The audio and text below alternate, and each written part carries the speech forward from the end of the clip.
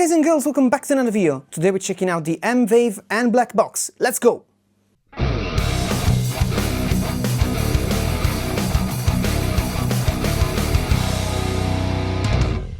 So welcome back. Today we're checking out this very cool modeler. It's an evolution, if we can call, of the Vave Q-Vave or Cube Baby, which is a much more basic device, which I really don't recommend unless you want to waste your money. I know it's really cheap, but it really does sound cheap. There is better stuff out there. I have a video of it. You can see it, and I'll link it up here. This is much more complete. First of all, it sounds much better. The built-in models really do sound good, and it's still battery operated. As you can see, it's on right now. It has a up and down switch. It still has Bluetooth. It still is a USB device, so you can use it as an audio interface to record. And generally, it's much more easy to use. The screen itself and the app really makes it much more easy to use. I have to say that I've had some problems with the app. It doesn't always want to work. I'm on an iPhone. I don't know if it's maybe a little bit easier on an Android device. It's at the latest firmware, so it's updated and stuff.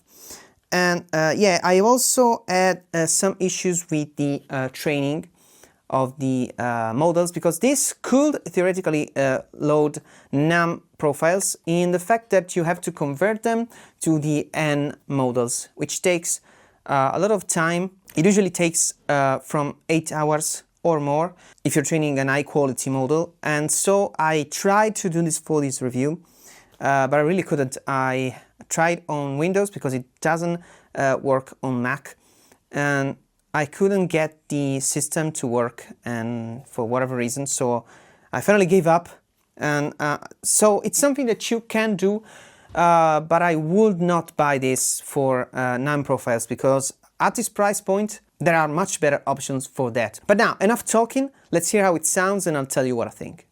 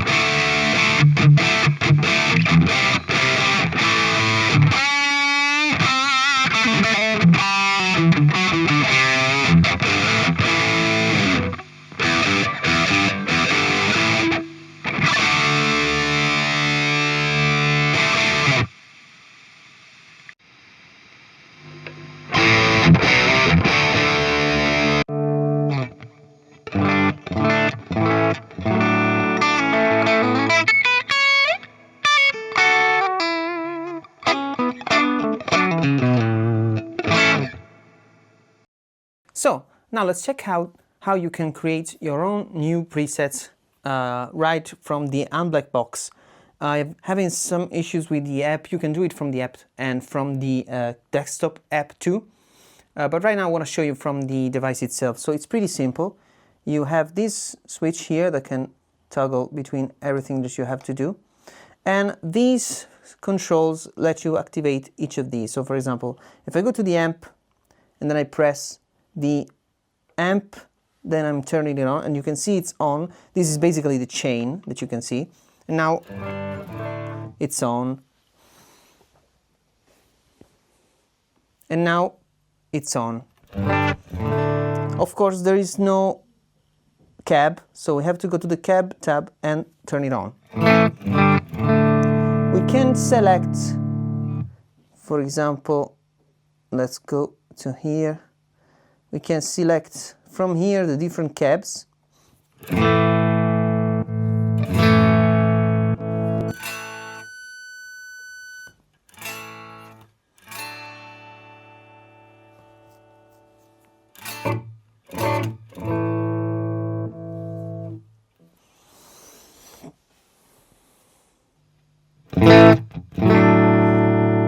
It had some issues while I was recording and it just stopped the recording. So here we have, so you can choose the different cabs.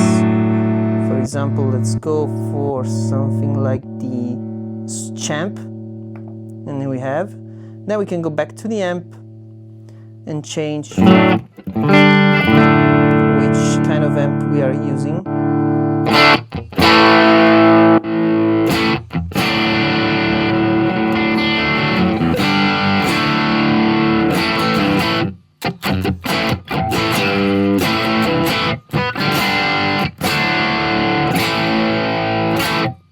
It's a little bit dry, so let's go to the reverb and we can turn it on. This is the default setting. I do think that it sounds better when you go to something like a less decay and less mix, to my ears at least.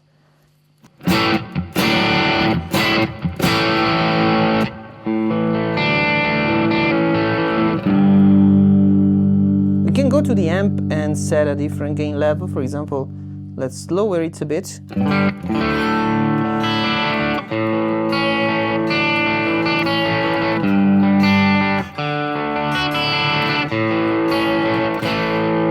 And we can go to the effects, and for example, we can change to a boost, a compressor,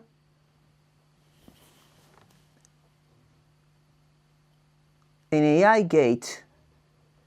Let's boost, for example, and now it's off. As you can see, it's not light in the chain, and we can turn it on by pressing the button on the chain.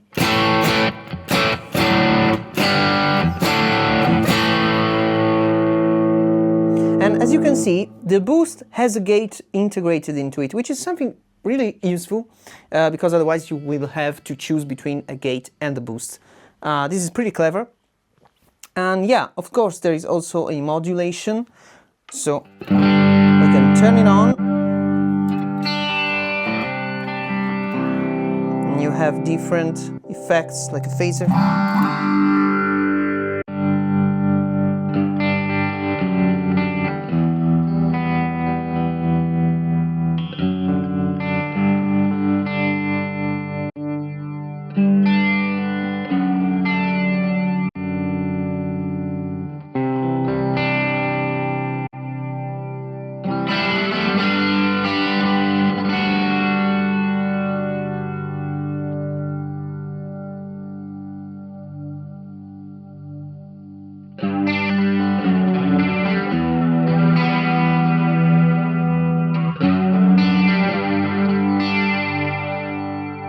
And of course, we have also the delay section.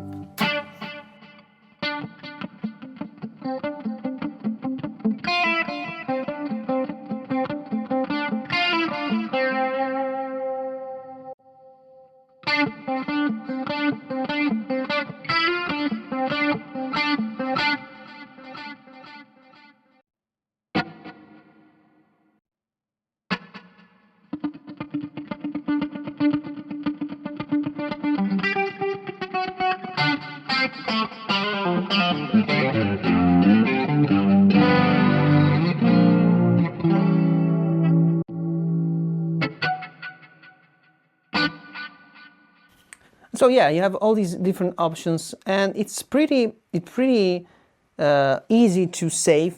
Then you go to home, for example, and you can click on it and decide where you want to save this. Bam, it's saved. So now you can go back to home, and when you go back to the slot, it's saved as it was.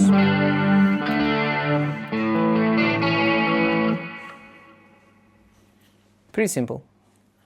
So yeah, it can sound good. All the sounds that you've heard in the intro are presets that I created from all the stock sound. I didn't change anything. I haven't touched the IRs, which is something that I always recommend to do. Get your own IRs, and it will sound much better. But I wanted to show you what you can get out of the box. And yeah, it sounds good, I have to say. There is a little bit of there is still some latency, much less than the Cube Baby and Vave, but still noticeable. I think it's good enough to play at home, to practice. I really wouldn't consider this for live, because it has the same price as the Valiton GP5, and to me the Valiton GP5 is a much better buy. To anyone that wants to use it, even for a live situation, I think the Valiton is probably the only option in this price range, because the Pocket Master sounds really good, but it doesn't load NAM profiles, or it loads them, but they don't sound good. That's the thing. It sounds similar to this, and it costs less, so I would totally go towards the Pocket Master if you're planning on using it at home. This has a more rugged pedal feel, of course, but you can connect via Bluetooth and use something like this Vave chocolate switcher, which should theoretically work with the Black Box 2, but I haven't tried it. And yeah, I think that it's a good tool, but it depends on where you get it. So if you get it from Aliexpress, it's kind of compared to the price of the Pocket Master, but you're getting the Pocket Master from Amazon. Getting this from Amazon, I think it's a no-go, because it's 79 euros, at least in Europe. I don't know how it is in dollars, but I think it's too expensive for what it is. It works, but between these and the Valiton GP5, I'd go towards the Valiton any day. It's much better. It sounds better. It loads NAM profiles without any conversion, or at least without converting the type of profile. It does all in one app, and it works on Mac too. This is a little bit cumbersome to do, and yeah, sometimes it's buggy, and you have to install at least 4 different programs. And remember where this is coming from. It's coming from China. I don't have anything wrong with China, but sometimes their software can be a little bit unsafe, and you have only the Windows option if you want to train your models from NAM profiles. You can find models for this online. They are either free or paid, and yeah, that could be a solution, but I wouldn't recommend this at $80. If you find it for under 50, sure, it's good, but I wouldn't expect to, this and something more professional. There's a big gap in terms of software, in terms of build quality, in terms of sounds.